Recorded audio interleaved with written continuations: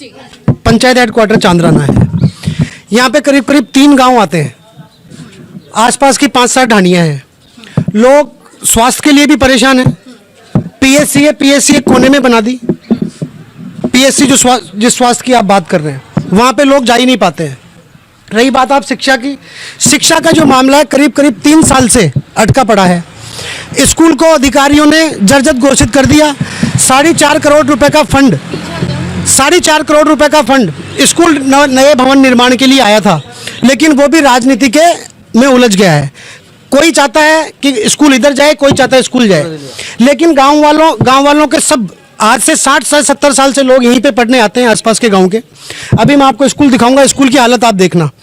School का भवन बिल्कुल सही है, बिल्कुल सही है। उसके आसपास के मकान आप देखोगे पुराने मकान है, इनको 100 साल हो गए, ये नहीं गिरे, लेकिन उस स्कूल भवन को जर्जर घोषित कर दिया। बल्कि उसमें 1 रुपए की भी लागत नहीं है।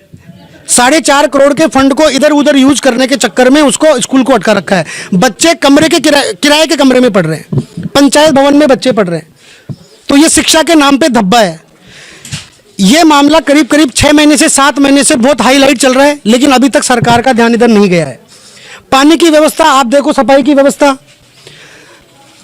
पंचायत सरपंचों का कार्यकाल खत्म हो चुका है, प्रशासक लगा दिए गए हैं यहाँ पे।